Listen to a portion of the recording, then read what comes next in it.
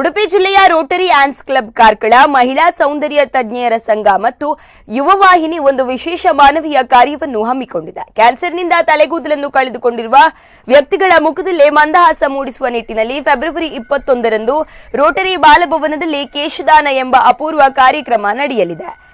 ಈ ಬಗ್ಗೆ ಉಡುಪಿಯಲ್ಲಿ ಮಾಹಿತಿ ನೀಡಿದ ಕಾರ್ಕಳ ರೋಟರಿ ಆನ್ಸ್ ಕ್ಲಬ್ ಅಧ್ಯಕ್ಷೆ ನಮಿತಾ ಶೈಲೇಂದ್ರ ರಾವ್, ಕೇಶದಾನದ ಮೂಲಕ ಸಂಗ್ರಹವಾದ ಕೇಶವನ್ನು ಕ್ಯಾನ್ಸರ್ನಿಂದಾಗಿ ತಲೆಗೂದಲನ್ನು ಕಳೆದುಕೊಂಡವರಿಗೆ ಉಚಿತವಾಗಿ ನೀಡಲಾಗುತ್ತದೆ.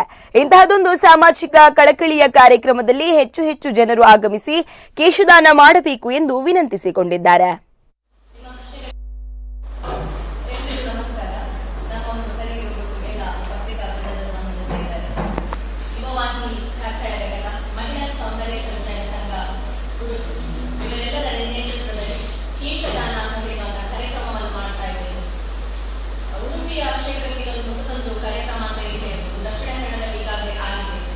ನಮ್ಮ ಉದ್ದೇಶ ಇದೆ ಕ್ಯಾನ್ಸರ್ನಿಂದ ತಲೆಗೂದಲು ಕಳೆದುಕೊಂಡಿರ್ತಾರೆ, ಅವರ ಮುಖದಲ್ಲಿ ಒಂದು ಮಂದಹಾಸ ಇರುವಂತಹ ಕಾರ್ಯಕ್ರಮ. ಕ್ಯಾನ್ಸರ್ ಹೇಗೆ ಮೊದಲಾಗಿ ನಾನು ಹ್ಯಾರನ್ನು ಕೊಟ್ಟಿರ್ತೇನೆ, ನನ್ನ 35 ಇಂಚು ಕೂದಲು 15 ಇಂಚು ಕೂದಲು ನಾನು ದಾನ ಮಾಡಿದ್ದೇನೆ. ಇಂಥ ಅವೇರ್ನೆಸ್ ಬೇರೆ ಹೇಳುವುದು ನನ್ನ ಉದ್ದೇಶ. ನಿಮ್ಮ ಪ್ರಶ್ನೆಗಳಿಗೆ ದಯವಿಟ್ಟು